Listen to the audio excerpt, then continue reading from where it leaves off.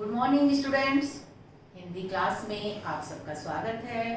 कैसे हैं आप सब? अपने घर में स्वस्थ होंगे और साथ साथ ऑनलाइन पढ़ाई भी कर रहे होंगे, ऐसा मुझे पूरा विश्वास है। स्टूडेंट्स, आज हम नया पाठ प्रारंभ करने जा रहे हैं। ये स्पर्श का पाठ है, धर्म की आड़। और इस पाठ के लेखक हैं गणेश शंकर विद्यार्थी। नाम के मोहताज नहीं है गणेश शंकर विद्यार्थी। कोई भी ऐसा नहीं होगा जो हिंदी साहित्य से परिचित हो और इनके नाम से परिचित ना हो, क्योंकि हिंदी साहित्य में इनका नाम बहुत ही सम्मान के साथ लिया जाता है। सबसे पहले पाठ पढ़ने से पहले स्टूडेंट्स हम लेखक का परिचय जान लेते हैं कि गणेश शंकर विद्यार्थी कौन थे और हिंदी साहित्य में इनका क्या योगदान है। लेखक का परिचय।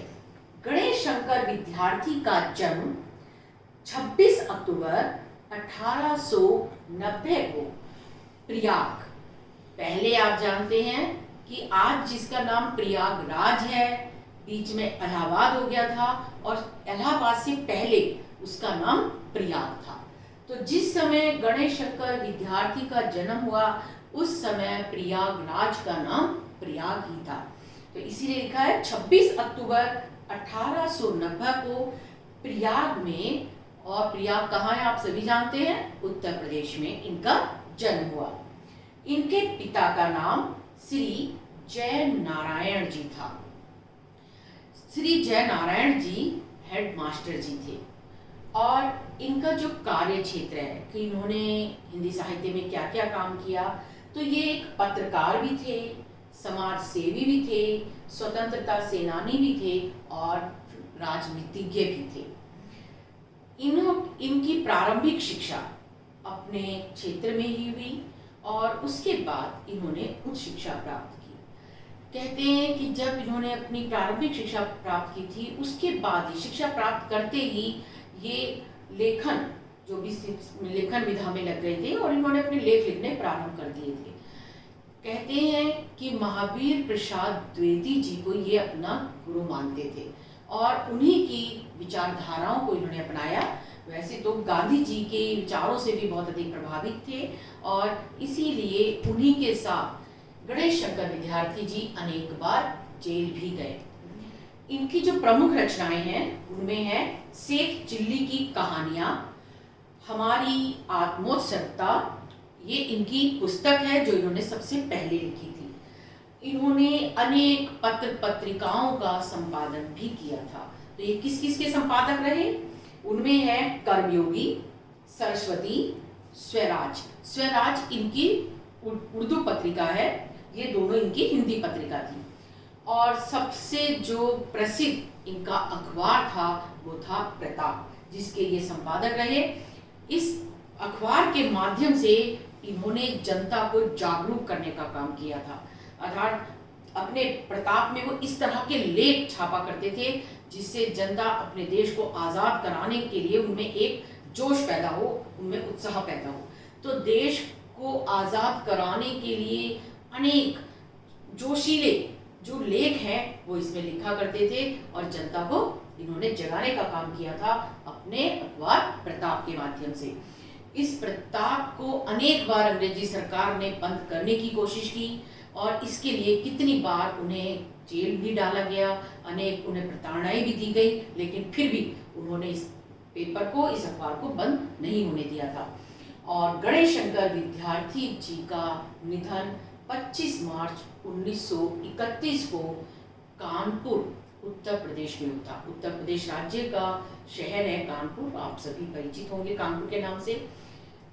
ये जो गणेश शंकर विद्यार्थी थे, इनके बारे में आपको सुनकर शायद बहुत ही ज़्यादा अफसोस भी होगा। आज भी अगर हम इनके बारे में बात करते हैं तो हमें दुख होता है कि गणेश शंकर विद्यार्थी ने अपना पूरा जीवन हमेशा अपने देश के जो भी जनता थी, लोग थे, उनकी रक्षा के लिए अपना जीवन अर्पित किया।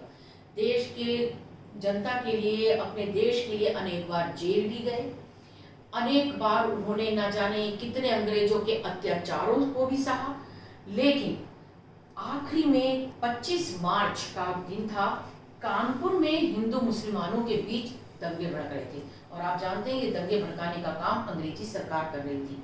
कि उन्होंने, क्योंकि आपने सुना भी होगा, इतिहास में हिस्ट्री में पढ़ाई है कि उन्होंने फिर जब उनको देखा कि ऐसे तो भारत को हम एक तरह से गुलाम बना नहीं पाएंगे, क्योंकि सभी में एक तरफ हमारी तरफ क्रांतिकारी थे अहिंसावादी, तो दूसरी ओर हिंसावादी भी थे, कि हर बच्चे के मन में बस ये था कि चाहे कुछ हो जाए कि अब अंग्रेजों से अपने देश को मुक्त कराना है। तो ये जोश सबके अंदर आ गया था। तो एक तरह से अंग्रेजों ने एक नई चाल चली थी। उन्होंने कहा फूट करो, फूट डालो और राज करो। तो उन्होंने हिंदू मुसलमानों के बीच में फूट डालने का काम किया, और वो इसमें कामयाब भी हुए। हिंदू मुसलमानों के बीच ना जाने कितनी जगहों पर दंगे भड़क गए थे, और ऐसा ही कानपुर में भी हिंदू मुसलमान दोनों संप्रदायों के बीच में दंगा भड़का था। गणेश शंकर विद्यार्थी कानपुर गए थे उन लोगों को समझाने के लिए।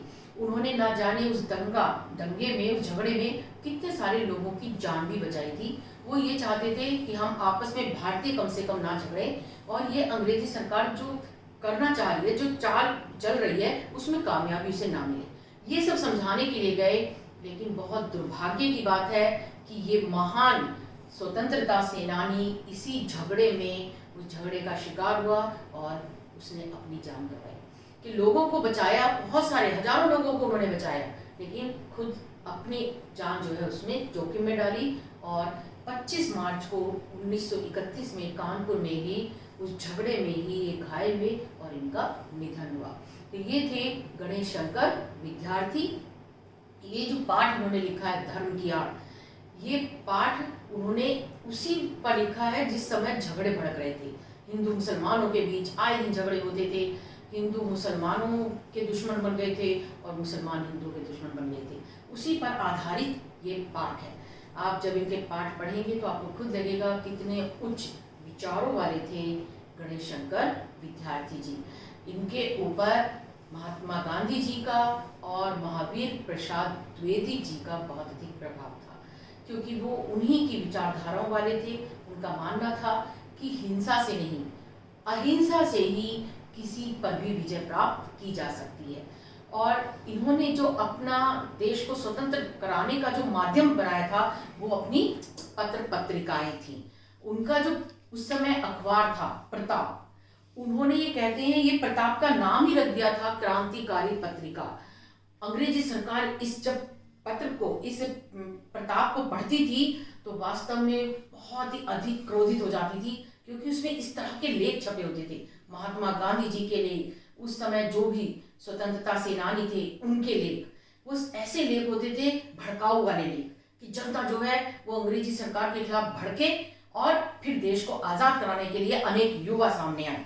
तो इस अखबार को बंद कराने का उन्होंने बहुत अधिक कोशिश भी की। तो इन्होंने अपनी कलम को अपना हथियार बनाया।